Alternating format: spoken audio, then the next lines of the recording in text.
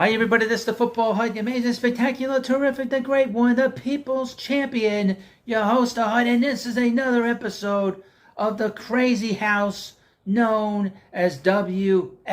They're coming to take me away, ha-ha. They're coming to take me away, ho-ho, hee-hee, ha-ha, to the funny part. Now before we get into this video, I need you to hit that subscribe button so you know what's going on in the insanity at WFAN and how they just attack random people on a regular basis. In particular, the mid-morning show. The mid-morning show has created a very bad reputation over a short amount of time. This is not quality radio when you're lying about whatever you're talking about. So here we go. This is what happened on Wednesday on WFAN in the mid-morning show. We've had this thing for many years where former New York Giant, a New York Giant legend, linebacker Carl Banks, he was on two Super Bowl winning teams in 1986 and 1991. He is considered the pantheon of Giants players. I'm very surprised he has not made the Hall of Fame, considering that, Canton has like 50 million different players in their Hall of Fame. Surprised he's not there. But with the Giants, he is royalty, and he's been a broadcaster for over 25 years. So he knows this stuff. He broadcasts he is a color commentator on the radio for the Giants. He is a legend. And he's had a segment on the midday show on WFAN for many years. This goes back to Beningo, to Joe Beningo and Evan Roberts, and even actually before that. He's been a regular on the radio station. He has been a staple at that station for 20 years. And he was treated with a lot of disrespect by the mid-morning show of Brandon Tierney and Sal Licata. Now, I would mention this about Sal Licata. He has blocked me on Twitter because I've been criticizing the way he and his partner and his radio station have been attacking New York Mets first baseman Pete Alonso. They said that he is toxic, and I'm finding articles discussing what's going on with Pete possibly getting traded to where he's being labeled as a toxic person in his clubhouse. And Sal has refused to apologize, and in fact, he's so unhinged about the situation that he doesn't want to do it. And we see how unhinged Sal is in particular, because he's the one that had Carl Banks hung up on the radio. So let me read you a headline from a couple of things. Awful announcing. It's a great name for a website. WFAN hosts hang up on Giants legend Carl Banks over Kayvon Thibodeau. Quote, I can't take it anymore. Now, Kayvon Thibodeau is the Giants' number one pick from last year. He's 5th overall. He's a linebacker. He's had quite the there's an expectation that he's got to play great. And there's been sort of a mixed bag in terms of how he's played over the last year or so that he's been in the NFL. But he's a young player, and going into this interview, Carl Banks was giving them statistics, analytics about how Thibodeau has been playing. This did not go over well in the morning. New York Giants legend Carl Banks was booted off WFAN after an argument with host Brandon Tierney and Spaz Licata on Wednesday. In addition to his NFL playing prowess as a member of the Giants Ring of Honor, Banks is a longtime WFAN contributor, having served as the Giants' lead radio analyst since 2007. So he's been around a long time, and everybody knows Banks. Everybody loves Carl. He's been on the MSG Network. He's been everywhere. Everybody loves Carl. Everybody. There's not one person that doesn't like him. Wednesday, Banks was doing his weekly spot with midday host Licata and Tierney, where the focus was on Giants linebacker Kayvon Thibodeau. It used to be that Banks used to be on twice a week, especially with Beningo. He would come on a Monday, and he'd come on Friday. Friday, they would do the preview of the games, and then on Monday, they would talk about what happened in the games, usually with the Giants. Earlier in the week, the show was critical of the former 5th overall draft pick, with Licata specifically claiming Thibodeau stinks and his body looks awkward. Banks took exception to some of the commentary and joined the show on Wednesday looking to counter Licata's claim. Quote, and I watched the clip. I can't play some of the clips because I don't want to get the channel struck. This unhealthy obsession for finding what is wrong with Kayvon Thibodeau is bordering weird, Banks told the host. You think about you don't like a guy's body. The guy just had a game that would put him in the running for Defensive Player of the Week. He had 7 or 8 pressures. Go look at Khalil Mack and see if he had even 5 pressures.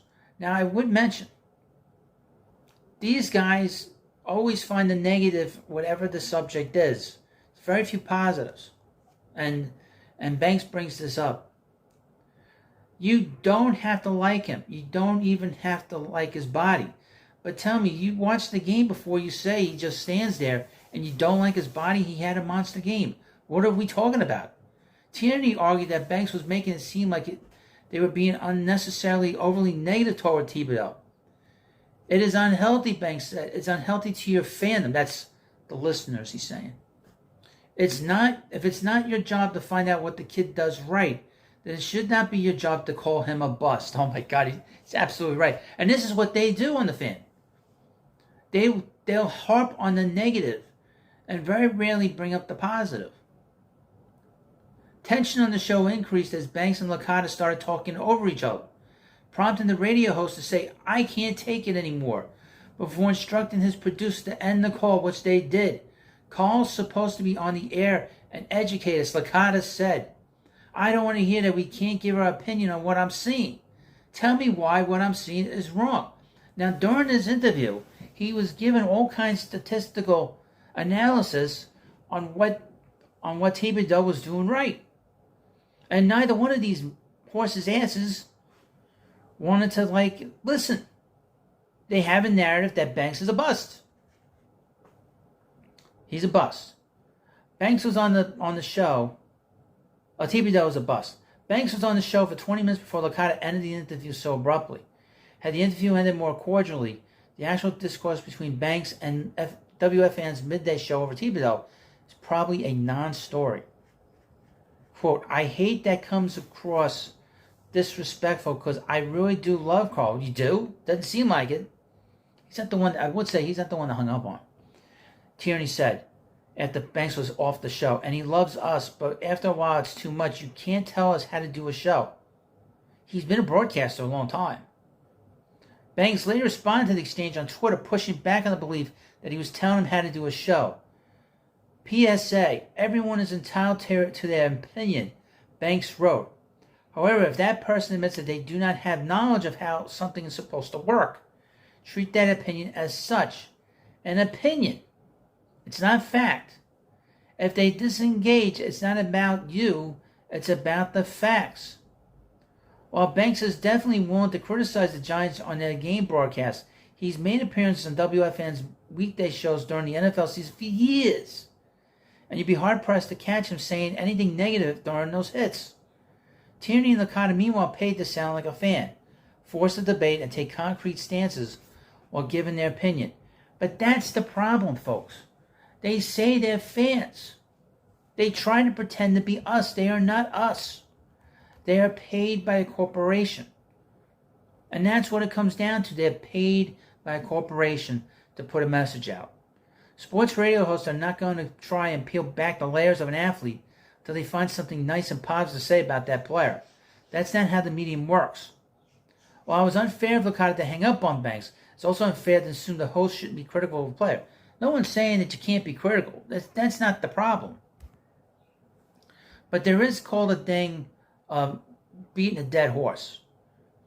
And that's what the fan does. They beat a dead horse all the time. It doesn't stop. We deal with so much negativity with the New York Mets as fans.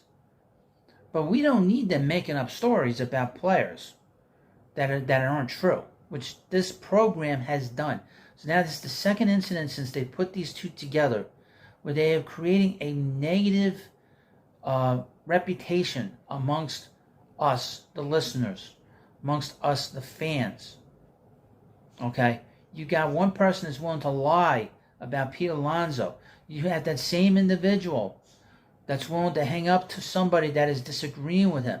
They could have talked it out. But because Sal, you cannot challenge Sal. He'll block you. He'll hang up on you. He will not talk, which is what the media is all about. Don't ever forget that. This is an extension to the big media. They don't want to listen. They don't want to talk. They have a story and they're sticking to it no matter what. And they'll never say, I'm wrong. I'm wrong. And if they apologize, it's to someone else in the media. The one thing that I've noticed at the Fan over the last month or so is that host on that radio station, when they don't want to be challenged, they walk away from the conversation. You're supposed to talk. This is now the second incident with another show that's been paired together awkwardly. We know in the afternoon about it. I did a video on this channel discussing this about Joe Beningo challenged Tiki Barber, saying that Tiki Barber has a tough time criticizing the Jets because he was a giant when he played. And instead of Tiki sitting there and talking about it and hammering it out, he shook his head and walked out of the studio. You can't do that. Same thing with Sal. You cannot. And here's the thing about Carl Banks. He's paid. This is a co-worker. This is a co-worker that's being treated like garbage. This is a guy he's supposed to work with. He's supposed to get along. This is not some random caller. This isn't like a situation where Carl Banks isn't being paid. But he's not being paid to be abused by one of his co-workers. And that's what happened here. Okay? And then they screamed about him for 4 minutes after they hung up on him. You show respect to your coworkers. I don't know if you guys know how it works in the real world, how people talk to each other with respect in the workplace. But you guys, you're doing this on the air. It's one thing if you're yelling and screaming and talking and stuff, but you cannot hang up on a guy. And you can't walk out of the studio, which Tiki did. You don't do that. Well, you let me know what you think about this video. I like this stuff with the radio. Hopefully you do too. And of course, please subscribe to Football Hut, and I'll see you later.